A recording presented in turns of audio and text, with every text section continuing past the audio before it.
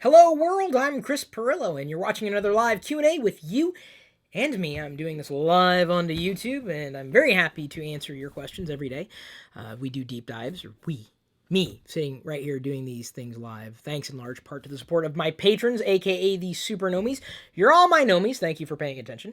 And especially a thank you for asking questions on a regular basis. You know we do AMAs twice a week or AMA, short for Ask Me Anything, as a part of TLDR, but some of the questions I believe deserve a bit more attention, especially when I know I have some feelings on the matter. Today's question is, will you miss RadioShack? I remember RadioShack when I was younger. I can't say that I spent an awful lot of time in or around RadioShack. I couldn't even tell you where there was a RadioShack physically. I remember going to one at the mall, I think. I don't know. They had computers and other things. And I tended to see more often than not nice technology, but technology that wasn't really technology that I needed at any given time that I couldn't necessarily get anywhere else. And I know that Radio Shack, was built on the premise of being able to supply people the parts that they couldn't get at any other store. And I will tell you that in the later years, Radio Shack did come to my rescue in the sense that I needed to replace a capacitor in one of my Tix clocks, the one that's still working, as a matter of fact. And it's working well enough that it's still working right now. And I can't tell you if I needed to repair that one or that one. But what had happened was I got this error code on the Tix.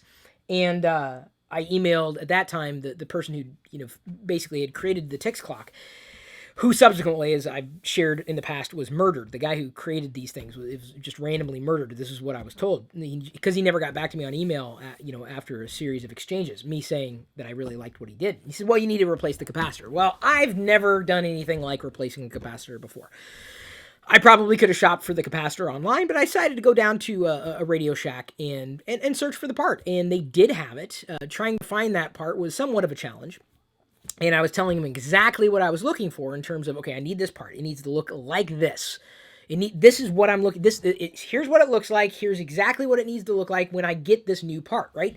And I remember he showed me a handful of parts, the clerk or whatever, and I kept shaking my head. I'm like, no, that's not it. That's not it. Until I found it, and I found it.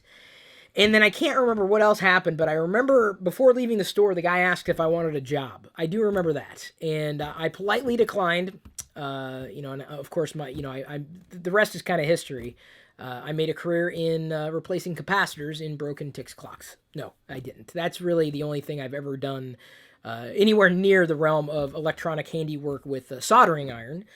I used the new soldering iron that you can solder, the metal, and you can then touch the tip and it's cool to the touch. So I used that tool years ago.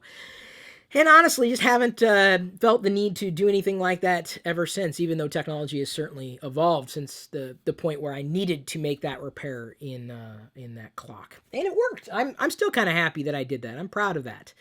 I wouldn't have been able to assemble something like that on my own, even following some kind of random tutorial, but Radio Shack was there to offer me a job. That was great. I'm glad I didn't take the job. Sorry, Radio Shack. But I think more than anything, they were there and they filled a need for people who couldn't be accommodated by any other store. Now, you've got a whole bunch of electronic superstores. Fry's would likely be the equivalent. Fry's is not always the most affordable on the block, and sometimes getting to a Fry's is not as convenient as getting to a Radio Shack. But the challenge was, trying to face the amount of competition for e-commerce. Monoprice is a favorite for a lot of nerds and geeks looking for low-cost equipment or cabling, certainly. And then, of course, you got the other juggernauts like Amazon and what have you. So they just faced increasing competition and kind of lost their way, so to speak, even though they were always there. I appreciated having them around and would tell you that I would visit frequently enough. In fact, when I had my large LG monitor back here, it was a while ago, the big long one, as opposed to a small long one. Back here, I needed a conversion kit to go from, I think, mini display port to HDMI or some blah, blah, blah, blah connection. I needed a converter. Couldn't find one. And, online they were there, but I needed one that day. And I went to Radio Shack and they had it. So I can tell you that in the past, when I needed something more than batteries, I was able to go to RadioShack and find what it was that I was looking for. So I appreciated RadioShack having esoteric equipment or relatively not as popular stuff that you need when you need it. But when you don't need it, you're like, why would I ever need that? Until you need it. Increased competition, increased costs, a cavalcade of issues, and RadioShack, unfortunately, is just pretty much no more, and that's kind of disappointing. I do plan on going to a RadioShack at some point in the future to see if I can find some item. What I was looking for was like a RadioShack hat. Just it'll say RadioShack. Now that's a name that if you saw it on a TV series, you'd think, oh, it's fake. Who would ever call their store RadioShack? You'd think it was a fake name. It's so hokey. It's because it's an old company. What was it, 90-something years old? Long time. I mean, who uses a radio anymore? That's not the point. Oh, they tried. And unfortunately, Weird Al's commercial for them didn't pull them through. That was a great commercial. I appreciated that. But RadioShack needed people more than I think people needed RadioShack. It just couldn't find its audience anymore. Its audience had kind of moved on, and I'm not going to even say died out, because last time I used them was a few months ago when I was looking for that converter, and I knew I'd go there when I was looking for something on site. Sometimes you just can't wait. You need to get it now, and where are you going to go? So I think this is a tremendous loss for nerds and geeks, whether or not you liked RadioShack, whether or not you appreciated RadioShack, whether you supported RadioShack. It is still a loss to you for one reason and one reason alone: competition. And would it have hurt you? I mean, maybe it would have. I don't know. But I'm just saying, it eats me up when I see companies like that I wouldn't consider myself a fan. They're an okay company. I don't know anything about their financials. I just know that they saved my bacon twice, and I appreciated that. I won't forget that anytime soon. But then again, now I get to chalk up RadioShack in the list of other stores that I miss. Toys and More. This was a store. It may have been a local store to Iowa. That's where I bought my first Star Wars figure. KB Toys. Used to be in all the malls. They're gone. Babbage's. Remember Babbage's? Do you remember Babbage's? I don't remember that. You don't. A software store. When we had software stores. Where, to get software, you had to pull it off the shelf in a box. $50. Wow. That's affordable. Kids these days. I'm not going to pay 99 cents for an app. See, I remember Babbage's. I remember Software Etc. Do you remember Software Etc.? Dad, you're killing me. God. It's what happens in time. You just you evolve or something happens. And I understand this. Believe me, I'm not going to call myself a RadioShack, a Babbage's, a KB Toys, Software Etc. Any one of those amazing stores that I loved when I was a kid. I never really loved RadioShack, though, honestly. They lost their identity, I think. Well, that's the problem. They may have had a core identity, but the audience that they were going for was better served elsewhere. So then the question was, where do they fit in? And this is where I feel not a kindred spirit with RadioShack. God, this is really bad. Like, I just spent an hour of my time doing a video or shooting part of a video that I'm pretty excited about, the Lego Minifigures Series 13, right? This is obviously not something that you would ever find at RadioShack. I'm fascinated by these things. I love these things. I love figures. I love Lego. I love minifigures. I love doing this kind of stuff, collecting this kind of stuff, having this kind of stuff. I'm just a fan of this kind of plastic. But it's a part. I'm at a point in my career where if you do something for 20 years of your life, on that 20th year, if you're still just as interested as the same things you were 20 years ago, well, wow, congratulations. I guess I didn't make it that far. And as much as technology interests me and it fascinates me at a different level than it might fascinate most people who do videos or talk about things online. I'd rather talk about the deeper aspects of technology, look at greater trends, talk through scenarios as to why certain things are happening the way they are. I don't want to get mired in the religious topics and debates of platform wars or anything like that.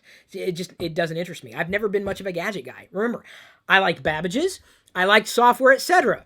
They sold hardware, kind of, but not really. It was mostly software. I was always a fan of software. So, I find myself now in the same boat virtually as RadioShack, thank God not as large, where I've got my identity in the things that I want to talk about and the things that I'm very interested in and passionate about, but they're not necessarily the same things that people have turned to me for. I seem to, be picking up on capacitors and esoteric conversion kits. Those are the things. Those are my Lego minifigures. Those are my fascination points, and that's somewhat of a challenge if you've developed a relationship with an audience, a community that didn't really get to know you for you. That's my biggest problem, I think. People didn't get to know me for me. They got to know me because of one thing that I might have been fascinated by, or one thing that I wanted to talk about, when in fact I want to talk about a million things. So there's a disconnect there, and so I hope that people get to know me for me. That's all I want, because I enjoy talking about a lot of this stuff. A lot of it. I can talk about RadioShack 1 minute, and I can talk about Lego minifigures in the next minute. You know why? Because I'm Chris Pirillo, and this is the box I live in, not the mental box that you've placed me in necessarily. So I have a feeling that for me to continue, I'm going to, keep doing what I'm doing and doing it as best I can. But I'm also going to, be looking to expand those community horizons and connect with people who had no idea I even existed, because they're not going to hold me to the person I was 10 years ago. Just like it would be difficult for you to hold any store like RadioShack to the company that they were 10 years ago. They have to evolve. They have to, or look what happens. And every company does its best. Some companies reboot themselves and do a very good job at it. Other companies, not so much. So, yeah, I'll miss RadioShack. I think John Oliver had a great send-off. You should watch that if you haven't already. I don't think RadioShack would ever run that as an official commercial, but it was great. It's always sad when, this part was there. And here's the thing. You're going to need it at a time where it's not going to be there. People don't know what they want until they don't have it. You don't know what you got until it's gone.